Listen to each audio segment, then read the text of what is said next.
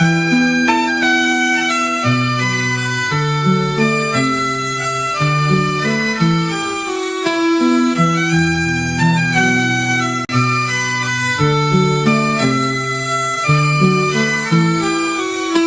Guys, welcome back to my another episode of Canada by scope. Canada immigrants के लिए हमेशा से एक ड्रीम डेस्टिनेशन रहा है। खूबसूरत माउंटेन्स, हरे भरे खेत, वाटरफॉल्स और ऑफ कोर्स स्नो। स्नो कैसे भूल सकते हैं हम। इस ड्रीम को जीने के लिए मुझे याद है मैं अपनी यंग एज के अंदर कैसे भरी भरी बसों में लटकता हुआ इमिग्रेशन इवेंट्स और सेमिनार्स को अटेंड करता था। It's very nostalgic. आज ऐसा क्या हुआ कि लोगों का दिल कनाडा से हट गया? क्यों लोग आज कनाडा को छोड़कर अपनी होम कंट्री जाने के लिए बेबस हो गए हैं? इमिग्रेशन एक बहुत सेंसिटिव टॉपिक है। इसमें सिर्फ आप अपना घर ही नहीं, अपने रिलेशनशिप, अपने बचपन की गलियां सब छोड़कर जाते हैं। मेरी नज़र में इमिग्रेशन एक रीसेटलमेंट नहीं, एक रीबर्थ के बराबर है। इसमें आप अपनी जिंदगी शुरू से शुरू करते हैं। मैं पिछले 6.5 साल से कनाडा में रह रहा हूँ और कनाडा को मैंने अपनी आंखों के सामने बदलते देखा है। So guys, let's talk about the key factors of reverse immigration in Canada. मुझे याद है एक वक्त ऐसा था जब मैं इंडिया में बैठकर अपने दोस्त जो बाहर कनाडा में सेटल थे उनसे बातें करता था। बड़ी क्यूरियोसिटी से पूछता था कि क्या डिफरेंस है इंडिया और कनाडा के अंदर। तब मेरे दोस्त मुझे ये बताते थे कि मृणाल, इंडिया और कनाडा में ज़मीन आसमान का फ़र्क है। इंडिया आज भी रोटी, कपड़ा और मकान के लिए स्ट्रगल करता है, लेकिन कनाडा आज लग्जरी की तरफ बढ़ चुका है। आज 2025 में कहाँ इंडिया निकल गया है, कहाँ कनाडा रह गया है।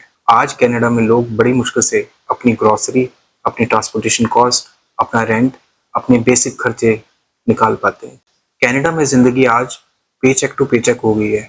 This is one of the main indicator of low standard of living.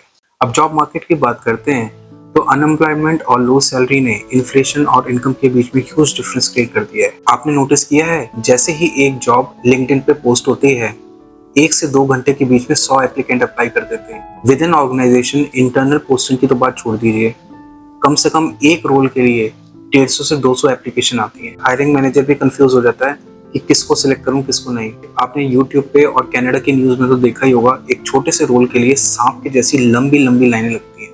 इससे पता लगता है कि कंपटीशन कितना ज्यादा हो गया है। There is a huge imbalance between the number of applicants and the jobs available in the market. ਅੰਦਾਜ਼ਾ ਤੁਸੀਂ ਇਹਨਾਂ ਤਸਵੀਰਾਂ ਤੋਂ ਲਗਾ ਸਕਦੇ ਹੋ। ਇਹ ਤਸਵੀਰਾਂ ਬਰੈਂਪਟਨ ਵਿੱਚ ਤੰਦੂਰੀ ਫਲੇਮ ਰੈਸਟੋਰੈਂਟ ਦੇ ਬਾਹਰ ਦੀਆਂ ਹਨ, ਜਿੱਥੇ ਬੇਰੋਜ਼ਗਾਰਾਂ ਦਾ ਮੇਲਾ ਲੱਗਿਆ ਹੋਇਆ ਸੀ। ਤੰਦੂਰੀ ਫਲੇਮ ਰੈਸਟੋਰੈਂਟ ਵੱਲੋਂ ਆਪਣੇ ਨਵੇਂ ਰੈਸਟੋਰੈਂਟ ਹੈਪੀ ਸਿੰਘ ਲਈ ਕੁਝ ਕੁ ਵੈਕੈਂਸੀਆਂ ਵਾਸਤੇ ਸਿਰਫ ਕੁਝ ਕੁ ਵਰਕਰ ਹਾਇਰ ਕੀਤੇ ਜਾ ਰਹੇ ਸੀ, ਜਿੱਥੇ ਬੇਰੋਜ਼ਗਾਰਾਂ ਦੀਆਂ ਰੇਲ ਗੱਡੀ ਜਿੱਡੀਆਂ ਲੰਮੀਆਂ ਲੰਮੀਆਂ ਕਤਾਰਾਂ ਦੇਖਣ ਨੂੰ ਮਿਲੀਆਂ। इमिग्रेंट्स को तो छोड़ दीजिए, एक एग्जाम्पल मैं लोकल कैनेडियन का देता हूँ। कुछ टाइम पहले हमारे बैंक में एक लड़का आया, यंग 22 साल का था। बैंक में एंट्री के लिए उसको 1 साल वेट करना पड़ा। बहुत सारे लोग ऐसे हैं जो 2-4 महीने क्या 6 से 8 महीने तक जॉब का वेट कर रहे हैं, कोई खबर लेने वाला नहीं। हाउसिंग मार्केट भी एक one of the main reason है रिवर्स इमिग्रेशन का।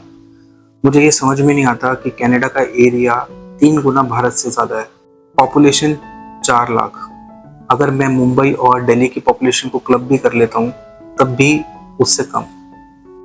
इसके बावजूद छोटे छोटे घर इतने महंगे महंगे कनाडा के अंदर, मैं आज तक समझ नहीं पाया ये क्यों है। आज की डेट के अंदर मॉर्गेज और रेंट देना इतना मुश्किल हो गया है क्योंकि जॉब की स्टेबिलिटी नहीं है। जो लोग बेसिक रेंट नहीं दे पाते उनको बेसमेंट में जाना पड़ता है। बेसमेंट की लाइफ मैंने देखी है, 7 महीने बेसमेंट में रहा हूँ। इतनी घुटन होती है बेसमेंट में रहकर कि मैं बता नहीं सकता। घर में नेगेटिविटी और स्पेशली आपके बच्चे बहुत अनकंफर्टेबल फील करते हैं। कनाडा में ग्रोथ अपॉर्चुनिटीज बहुत लिमिटेड हैं। आपको पता ही है कि मेरा बैकग्राउंड क्या है, मैं गारमेंट फील्ड से आता हूँ। मैं कनाडा में जब आया था तो मुझे लगा था कि मेरे को यहाँ पर किसी न किसी गारमेंट की कंपनी में जॉब मिल जाएगी। मैंने 22 साल गारमेंट में काम किया है। मुझे लगा कि मैं जब कनाडा आऊँगा तो किसी अच्छी गारमेंट कंपनी को ज्वाइन करूँगा, लेकिन जितनी भी मोस्ट प्रोमिनेंट अच्छी अच्छी कंपनीज हैं वो सारी की सारी यूएस बेस्ड है। कनाडा की इकोनॉमी इतनी छोटी है कि गारमेंट ट्रेड बहुत कम एक्सेस करता है। इवेंचुअली मेरे को कुछ ना कुछ तो करना था, तो मैंने म्यूचुअल फंड का सर्टिफिकेशन लिया और बैंक में काम कर लिया। हम जैसे इमिग्रेंट जब कनाडा में लैंड करते हैं तो लोग बोलते हैं कि यहाँ पर बड़ा पेशेंटली काम करना पड़ेगा। प्रॉपरली सेटल होने के लिए कम से कम 2 से 5 साल तक लग जाएंगे। पानी सर से ऊपर तब गुजर जाता है जब 5 साल के बाद भी आप प्रॉपरली सेटल नहीं हो पाते। कनाडा में हम लोग अच्छी अच्छी जॉब छोड़कर मेरिट बेसिस पे आते हैं। बहुत सारे लोग मैनेजर पोजीशन पे काम करते हैं और यहाँ पर कैनेडियन एक्सपीरियंस गेन करने के लिए छोटे लेवल से स्टार्ट करते हैं। कम करियर अपॉर्चुनिटीज होने की वजह से जब आपको ग्रोथ नहीं मिलती तो आपको इंडिया के पुराने दिन याद आते हैं। मुझे याद है मैंने अपने इनिशियल डेज में स्टोर में काम किया था। एक लड़की जो कि इंडिया में डेंटिस्ट थी और प्रैक्टिस करती थी, वो यहाँ पर एक 2 साल से हेड कैशियर का काम कर रही थी। उसकी इंडिया की एकेडमिक क्वालिफिकेशन कनाडा रिकॉग्नाइज नहीं करता, आपको फिर शुरुआत से शुरू करना पड़ता है। अब या तो आप पढ़ाई कर लें या अपने खर्चे संभाल लें। ये बहुत डिफिकल्ट सिनेरियो हो जाता है। मैंने अपना टेलीफोन रॉजर के स्टोर मैनेजर से लिया था, जो कि इंडिया में डॉक्टर था। मैंने उस टैक्सी में सफर किया है जिसका ड्राइवर डॉक्टर था। तो आप ये समझ लीजिए कि ग्रोथ अपॉर्चुनिटीज यहाँ पर इतनी कम है कि आपको अपने प्रोफेशनल करियर के साथ कितना कॉम्प्रोमाइज करना पड़ता है। अब मैं कनाडा की मेडिकल सेक्टर पे आता हूँ। आपको मैं एक छोटा सा एग्जांपल देता हूँ। हम सब अपनी कार या व्हीकल से कितना प्यार करते हैं। हम चाहते हैं कि व्हीकल की टाइम से मेंटेनेंस हो, उसकी सर्विसिंग हो, एक अच्छा टेक्नीशियन मिले। हमारी बॉडी भी एक गाड़ी है, उसमें भी कभी मेल फंक्शन हो जाए, मान लीजिए आपको कोई छोटी मोटी डिजीज हो जाती है, बॉडी में कोई पेन हो जाता है या कोई सर्जरी की रिक्वायरमेंट होती है, टाइम से अगर आपको कोई डॉक्टर ना मिले तो आपको कैसा फील होगा। कनाडा का मेडिकल सेक्टर आज की डेट में इतना बिगड़ा हुआ है, इतना अनऑर्गेनाइज है कि मैं आपको क्या बताऊं। पिछले वीडियो में मैंने आपके साथ शेयर किया था कि मेरी वाइफ की सर्जरी यहाँ कनाडा में हुई है। मैंने कनाडा के मेडिकल सिस्टम को बहुत क्लोजली देखा है। भगवान ना करे कि आपकी ऐसी सिचुएशन आए कि आपको कोई सर्जरी की जरूरत पड़ती है। कनाडा में एक सर्जन से मिलने का टाइम 3 से 4 महीने का है और सर्जरी का 1 से 1.5 साल। ये इंडिया नहीं है कि आपका इलाज प्राइवेट हॉस्पिटल में हो जाए, आपके पास अपना मेडिकल इंश्योरेंस हो, डॉक्टर आपको ग्लूकोज भी चढ़ाए, दस्त की दवाई दे, आपको उल्टी की दवाई दे और इतनी प्रॉपरली केयर करे। मेरी वाइफ की सर्जरी से पहले एक सीनियर डॉक्टर ने मेरी वाइफ के साथ थोड़ा सा टाइम बिताया। उसने बोला अगर आप 2020 के अंदर इंडिया में गए थे तो इंडिया में सर्जरी करा लेते, जितनी केयर आपकी इंडिया में होगी यहाँ पर नहीं हो पाएगी। इलाज के नाम पर पैसा तो हर महीने कटता है, पर मरीज की आंखों में हर रोज दर्द सा लगता है। अब हम बात करते हैं होम सिकनेस और जोग्राफिकल लोकेशन की।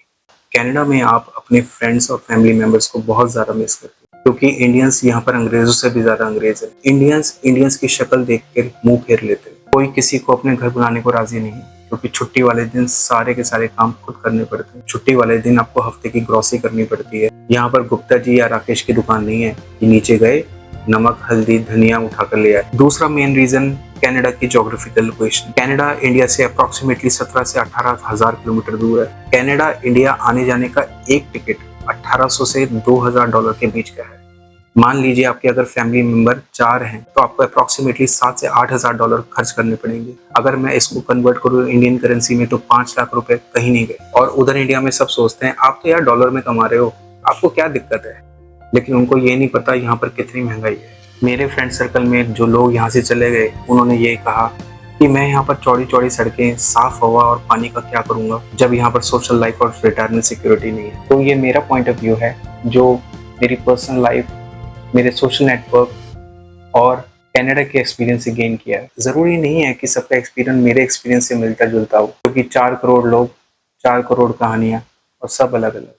आज के वीडियो में इतना ही। मैं आपसे नेक्स्ट वीडियो में जल्दी ही मिलता हूँ, तब तक बाय। जाने कहाँ गए वो दिन, कहते थे तेरी राह में पलकों को हम बिछाएंगे, चाहे कहीं भी तुम रहो, चाहेंगे तुमको उम्र भर, तुमको न भूल पाएंगे।